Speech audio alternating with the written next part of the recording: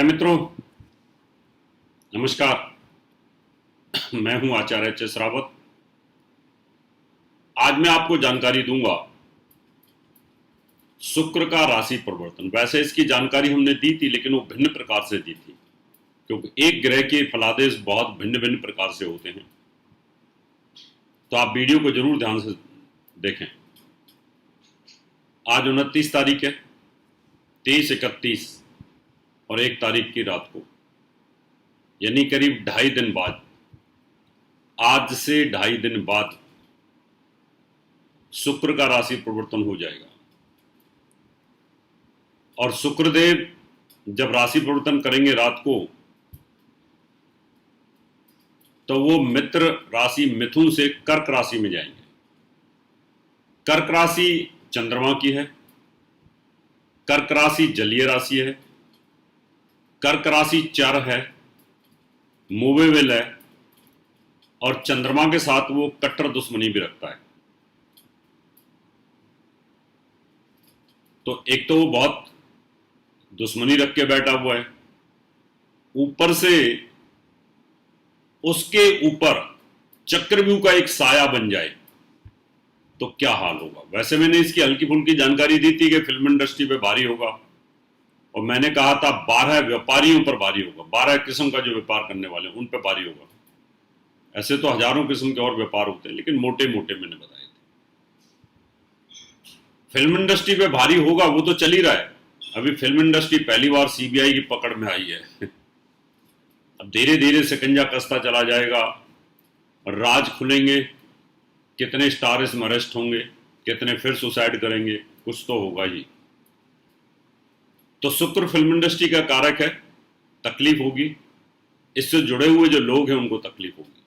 लेकिन 7 ग्रहों का चक्रव्यूह, महाभारत में एक चक्रव्यूह बना था। जैसे मैंने पिछले एपिसोड में आपको बताया था कि 8 की 8 ग्रह, चंद्रमा को लगाऊं तो 9 की 9 ग्रह इस सितंबर के अंदर अपना रूप बदल रहे हैं गिरगिट की तरह।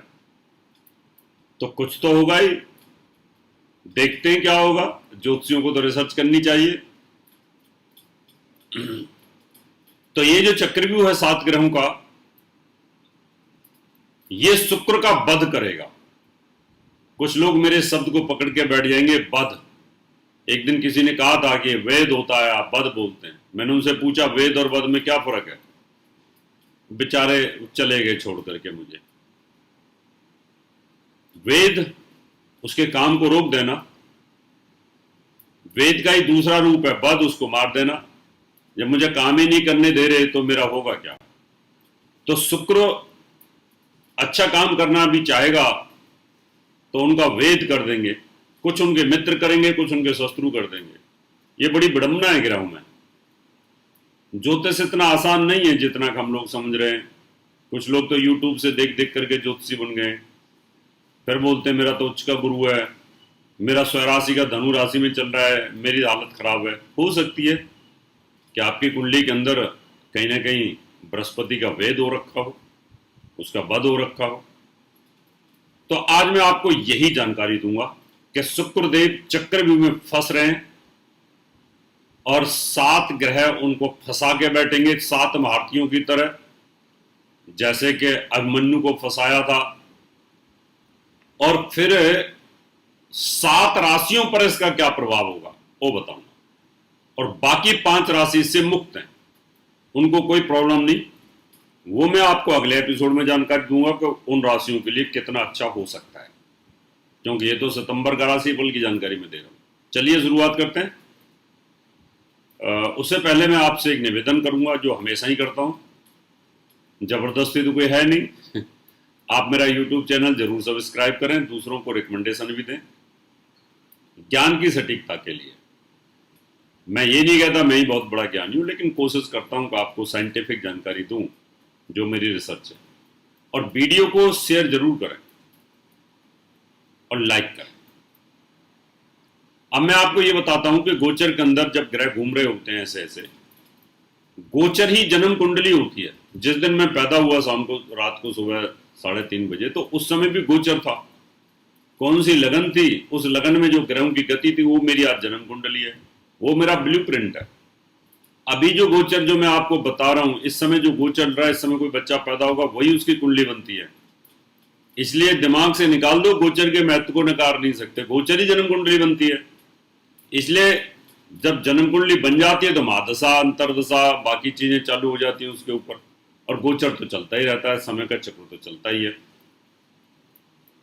तो ये बता दूं पहले कि शुक्र गोचर में चलते चलते 12 भावों में से वो 9 भावों पर अच्छा फल देता है।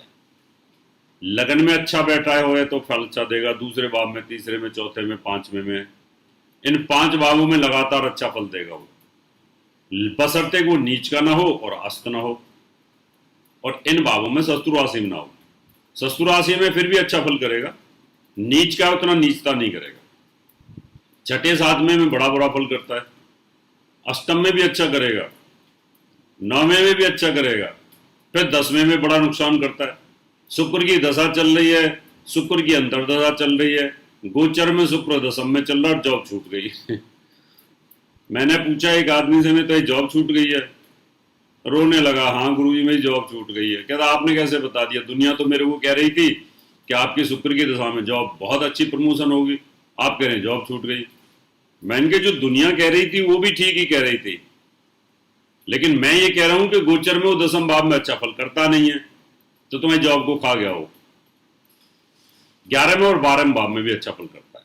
अब जो 9 भाव हैं, इन 9 भावों के अंदर अगर यही चक्रव्यूह में कहीं फंस जाए तो अपनी शुभता को छोड़ देता है, हाथ जोड़ के खड़ा हो जाता है, मैं चक्रव्यूह में हूं, जो मेरे को वध करना है कर डालो। ये इसकी आदत है।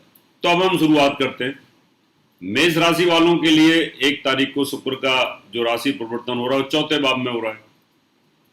अब 4थे भाव में शुक्र का मूवमेंट हो और उससे 10th भाव में, यानी उससे सप्तम जो कहें हम, शुक्र अगर पहले भाव में है तो उससे अगर कोई ग्रह ऐसी सिचुएशन में आए तो उसका वध कर देता है। तो शनि उसका वध कर रहा है, क्योंकि अगर ये 4थे भाव में भ्रमण करेगा शुक्र, तो 10th में जो कोई ग्रह बैठेगा, अब 10th में तो शनि आएगा स्वराशि का। इसलिए जो मेष वाले लोग हैं उनकी तो मैंने पहले भी बताई थी कि उनको अच्छा फल नहीं मिल पाएगा। तो आपकी राशि से शुक्र का वध है, इसलिए धन और पत्नी का नुकसान होना। वृष राशि वालों को कोई टेंशन वाली बात नहीं है। अब हम मिथुन की बात करें, मिथुन राशि में ये दूसरे भाव में रहेगा, धन भाव में, और यहां से अगर सप्तम भाव में कोई ग्रह बैठा हो और गुरु केतु बैठे हुए हैं, तो गुरु केतु इसका वध कर रहे हैं। अब सेकंड हाउस में धन का नुकसान करेगा, संतान कष्ट खर्चे ज्यादा देगा। अब कर्क राशि की अगर मैं बात करूं तो कर्क राशि में ये स्वयं राशि में विराजमान है, और इससे अगर अष्टम भाव में कोई ग्रह बैठा हो तो अष्टम भाव में चंद्रमा 2.25 दिन रहेगा, तो 2 और 3 तारीख तक चंद्रमा इसके फल को कमजोर कर देगा। तो कर्क राशि वालों को भी थोड़ा सावधान रहना पड़ेगा। सिंह राशि में 12वें भाव में भ्रमण करेगा, और वहां से 6ठे भाव में कोई ग्रह अगर बैठ जाए तो वो इसका वध कर देता है। तो वहां शनि है, तो शनि 2 बार वध कर चुका है, इसी का मित्र है शनि। सिंह राशि वालों के लिए भी शनि वध कर रहा है और मेष राशि वालों के लिए भी वध कर रहा है। अब आप लोगों को जॉब की खतरा बनेगा, यहां पर ये ध्यान रखने वाला है। कन्या राशि वाले प्रसन्न रहें, आपको कोई दिक्कत नहीं है, इसकी जानकारी मैं अगले एपिसोड में दूंगा। अब तुला राशि की बात करूं तो शुक्र 10th भाव में भ्रमण करेगा। अब शुक्र तुला राशि में 10th में भ्रमण करे और 4थे में कोई आ जाए, तो 4थे में शनि आ रहा है, तो शनि फिर इसका वध कर रहा है, इसी का मित्र है। एक ही मित्र बार बार मारे जा रहा है, मेष राशि के अंदर मार रहा है, उसके बाद में सिंह राशि में भी वो मार रहा है, तुला राशि के अंदर भी शनि वध कर रहा है, तो शनि ने 3 बार उसका वध कर दिया। वृश्चिक राशि वालों तुम टेंशन मत लो ज्यादा, तुम्हारी तो मैं अलग जानकारी दूंगा। अब धनु राशि की बात करें तो शुक्र इनका गोचर रहेगा मृत्यु स्थान में। मृत्यु स्थान में रहेगा यानी अष्टम भाव में रहेगा। वहां से कोई पंचम भाव में ग्रह बैठा हो तो पंचम भाव में मंगल मेष राशि में बैठा हुआ, उसकी चौथी दृष्टि भी है और शनि की दृष्टि भी है। तो यहां पर रोग बीमारी बढ़ जाएगी, बड़े भाई को कष्ट होगा। तो धनु राशि वालों के लिए भी थोड़ा सा ये कष्टकारी बनता है। मकर वालों को चिंता की बात नहीं है। अब कुंभ राशि की बात कर लेते हैं। कुंभ राशि में इसका छठे भाव में गोचर है, और छठे भाव में गोचर अगर हो और वहां से अगर 12वें भाव में कोई ग्रह हो तो फिर उसका वध कर देता है। और शनि 12वें भाव में भ्रमण कर रहा है, तो 12वें भाव में भ्रमण करने से शनि फिर यहां पर इसका वध कर रहा है। तो आप देखेंगे कि शनि ने 4 बार गोचर में 4 बार अपने मित्र दैत्य गुरु को मारा है, चक्रव्यूह में फंसा फंसा करके मारा है। जयद्रथ की तरह शनि ने यहां पर नुकसान किया है। तो सबसे ज्यादा शनि नुकसान कर रहा है, तो शनि के मंत्रों का जाप करें। ये 7 राशि जो मैंने बताई, इन पर ये ग्रह थोड़ा भारी रहेंगे। तो शुक्रदेव जिन जिन जिन चीजों के कारक हैं उन राशियों पर उनके प्रभाव हैं।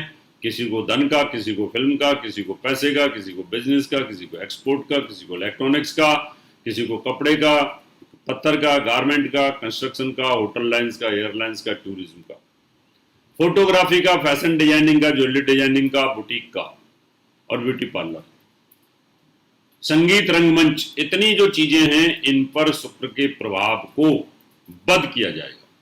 तो आप लोगों को सावधान रहना पड़ेगा। ये मैं पिछले एपिसोड में बता चुका हूं। यहां आपको शुक्र को मजबूत करना है। ओपल पहनिए जरूर, एक नहीं 2 ओपल पहन सकते हैं आप, ओपल की माला भी पहन सकते हैं। साथ में आपको शनि मंगल राहु केतु के मंत्रों का जाप करा लेना चाहिए, जिससे कि आपके साथ कोई अनहोनी ना घटे। और फिल्म इंडस्ट्री वालों के लिए तो खास तौर पर यह पूजा जरूर करानी चाहिए। आपके लिए तो बहुत ही हानिकारक है। मैंने पिछली बार भी बोला था, तो पता नहीं कितने बड़े बड़े स्टार चले गए, ऋषि कपूर, पता नहीं कितने कितने, में तो नाम भी नहीं जानता। दोबारा से फिर इस तरह का एक चक्कर आ रहा है। भगवान सबका भला करे, कृष्ण भगवान सबका साथ दे, मेरी ऐसी शुभकामनाएं हैं। लेकिन अलर्ट करना मेरा काम है। अब मैं आपसे हाथ लेता हूं। आप भी कुछ जानना चाहते हैं तो अपॉइंटमेंट लेकर के आप मुझे मिल सकते हैं, कुंडली दिखा सकते हैं, बनवा सकते हैं, वास्तु भेंट करा सकते हैं, और घर बैठे ज्योतिष सीखने के लिए मेरी किताबें मंगा सकते हैं। सीडी, वीडियो सीडी हैं, उनको मंगा सकते हैं। इजाजत। इसी तरह की और भी जानकारी लेने के लिए हमारे चैनल को सब्सक्राइब करें और नई वीडियो की नोटिफिकेशन के लिए बेल आइकॉन दबाएं। अगर आप ये वीडियो फेसबुक पर देख रहे हैं तो वीडियो को लाइक और शेयर करें। साथ ही अपनी राय कमेंट बॉक्स में जरूर बताएं। धन्यवाद।